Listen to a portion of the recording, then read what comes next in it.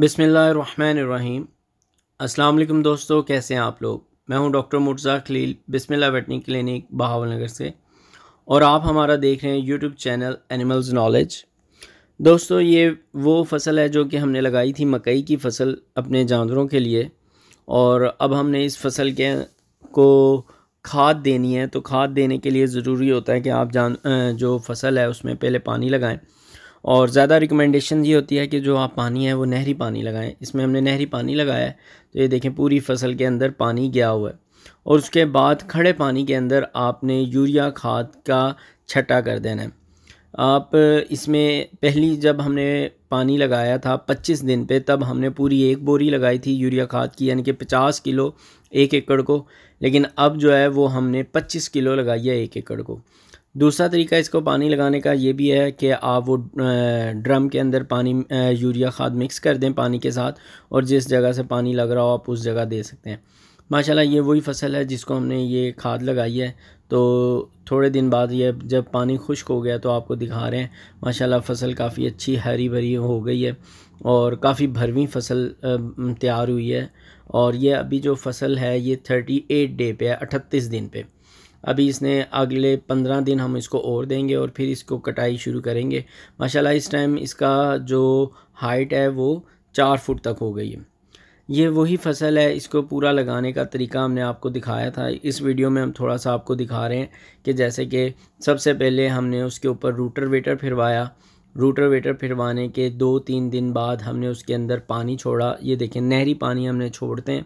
नहरी पानी का आप इस्तेमाल करें, उससे आपकी फसल भी अच्छी होगी और आपकी ज़मीन भी दिन ब दिन बेहतर होती जाएगी।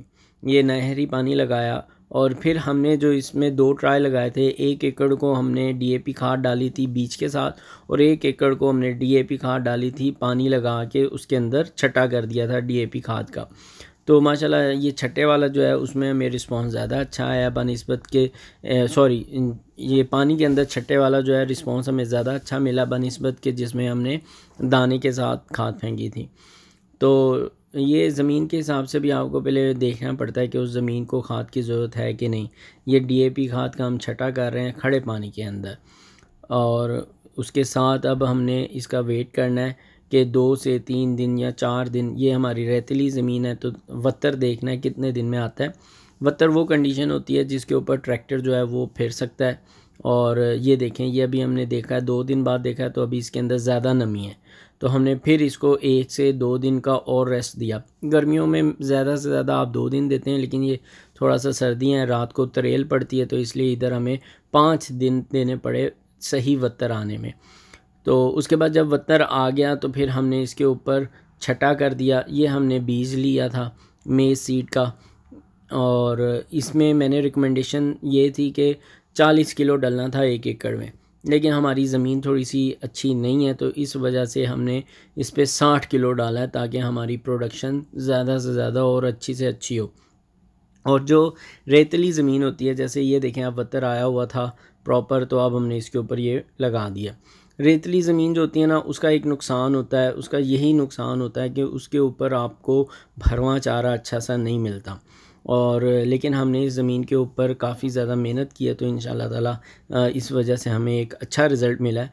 तो हमने पूरे साइंटिफिक वे में जो मकई को लगाने का तरीका था वो तरीका इस्तेमाल किया है। और क्योंकि हमारी ये ज़मीन के अंदर बहुत ज़्यादा घास फूस था, इस वजह से हमने छटा डलवाने के बाद रूटर वेटर फिरवाया और रूटर वेटर के पीछे सुहागा लगवा दिया। अगर आपके ये घास वगैरह गंद इतना ना हो तो आप हल भी फिरवा सकते हैं छट्टा लगवाने के बाद। लेकिन हमारी मजबूरी ये थी कि हमने इससे पहले जंतर लगाया था, तो जंतर जब लगा था तो उसके अंदर बहुत ज़्यादा घास घूस उग गया था और बकरियां हमारी ग्रेजिंग करती थीं, हम उसकी कटाई नहीं करवाते थे, तो इस वजह से वो नीचे से घास नहीं खाती थी, ऊपर से जंतर खा जाती थी। तो ये उसके बाद हमने देख लें रूटर वेटर लगवाया हुआ है, और रूटर वेटर का ये फ़ायदा हुआ है कि वो सारा घास जो है वो दोबारा एक बार यानी कि उसका बिल्कुल बारीक सा हो गया और मिट्टी बड़ी प्यारी हो गई, और जो दाना आपने डाला था वो ज़मीन के नीचे चला गया। फिर हमने 3 दिन वेट किया तो माशाल्लाह ये फसल निकल आई। जिस टाइम पे आप देखें कि फसल एक पौधे से 3 पौधे 4 पौधे डिवाइड होने लग जाएं एक पत्ते से, तो आप स्प्रे करवा दें। इसमें डिफरेंट स्प्रे है, आप मैच करवा सकते हैं, फर्स्ट पे वर्टाको करवा सकते हैं, फिर उसके अलावा दूसरी जो लोकल कंपनी की आती हैं एमामेक्टन वगैरह, वो आप लेमडा वो करवा सकते हैं। मैंने जो है वो डिफरेंट कंपनी, इंटरनेशनल कंपनी थी, उनकी स्प्रे करवाई थी। तो हमारी इस टाइम पूरे इलाके में बहुत ज़्यादा सुंडी का, लश्करी सुंडी जो थी उसका अटैक था, लेकिन वो माशाल्लाह स्प्रे बर वक्त करवाने से हमारा इतना ज़्यादा एरिया अफेक्टेड नहीं हुआ। सिर्फ आप ये कह सकते हैं 3 से 4% एरिया जो था वो टोटल हमारा अफेक्ट हुआ, यानी कि 5-4 केनाल। लेकिन उसमें भी माशाल्लाह जब वो बाद में दूसरा पानी लग गया तो वो भी बहुत बेहतर हो गई थी फसल। तो ये अब हमने स्प्रे करवा रहे हैं माशाल्लाह, आप देख सकते हैं। स्प्रे में इसमें एक क्वांटस भी आती है, वो बड़ा अच्छा है, ऑर्गेनिक होते हैं सबसा। ये जब 25 दिन हो गए थे फसल को तो हमने पानी लगाया था, और पानी के साथ हमने इसमें 2 पैकेट हमने सल्फ़र के लगाए थे 1-1 किलो के, और एक पूरी बोरी हमने यूरिया की लगाई थी, यूरिया खाद की। इसको हमने मिक्स करके, पानी के अंदर मिक्स करके हमने दिया था। माशाल्लाह इसका हमें बड़ा अच्छा रिज़ल्ट आया था।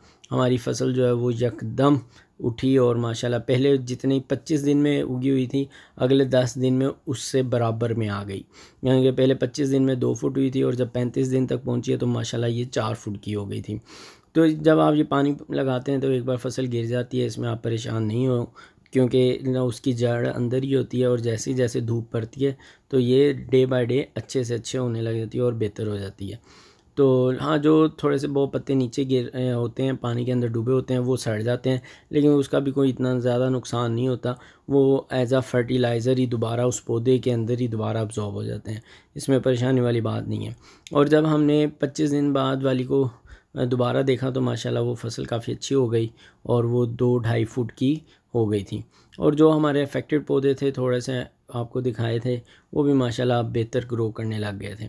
और आप देखें कितना ये होमोजीनस जो है हमारा स्ट्रक्चर पूरा का पूरा तैयार हुआ था मकई का। इस तरीके से हमारी मकई की फसल की ये थी 25 तारीख तक। अब उसके बाद मैंने आपको बताया था, अब अगले पानी पे हमने आधी बोरी की फिर लगानी है। तो ये हमने जब 25 दिन पे पानी लगाया, उसके 2-3 दिन बाद हमने स्प्रे फिर करवा दी थी। अब भी स्प्रे करवाएं, और जो हमारा अफेक्टेड एरिया था उधर ज़्यादा स्प्रे करवाई थी, अनअफेक्टेड एरिया पे होमोजेनस। ये माशाल्लाह ये हमारी 30-32 दिन पे ये फसल थी। स्ट्रक्चर माशाल्लाह काफ़ी अच्छा कलर भी आया हुआ था, और ग्रो भी अच्छी कर गई थी, शाइनिंग भी अच्छी थी। इसके अंदर अब रिकमेंडेशन ये होती है कि आप फर्दर जिंक डालें ताकि ग्रोथ और ज़्यादा अच्छी हो। और अगर आपने जानवरों को खिलानी है आप जिंक दें, क्योंकि वो अगर ये जिंक, ये आपका फोडर के अंदर जिंक होगा तो आपके जब जानवर वो जिंक को खाएंगे, जिंक वाला फोडर, तो उनके अंदर भी इम्यून सिस्टम डेवलप होगा। तो माशाल्लाह ये फसल अच्छी तैयार हो गई हमारी।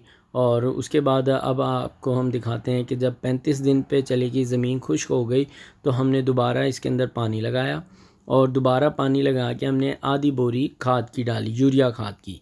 तो माशाल्लाह वो उसको लगाने का भी फ़ायदा ये हुआ कि जब हमारी फसल 2.5 फुट पे थी, फिर माशाल्लाह जब ये पानी लगाया है, और 5-6 दिन बाद हमारी फसल अब ये 4 फुट तक चली गई। ये थोड़ा सा पैच हमारा ख़राब था, क्योंकि वो स्टार्टिंग में इसको एक्स्ट्रा पानी लग गया था, जो कि आपको मैंने मना किया कि पहले 25 दिन तक, 20 दिन तक आपने पानी नहीं देना मकई की फसल।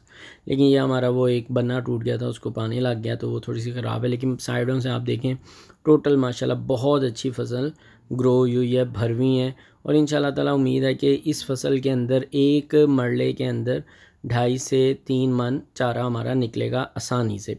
उम्मीद है दोस्तों हमारी वीडियो आपको पसंद आई होगी। अगर आपको कोई इस बारे में क्वेश्चन करना है, आप हमारी टीम से रब्ता कर सकते हैं। हमारे पास expert agriculture doctor Usman, doctor Abdul Rauf मौजूद हैं, जो कि आपकी हेल्प कर सकेंगे। शुक्रिया, अल्लाह हाफ़िज़। अगर कोई प्रॉब्लम हो तो आप कमेंट में भी बात कर सकते हैं, इंशाल्लाह हमारी टीम आपको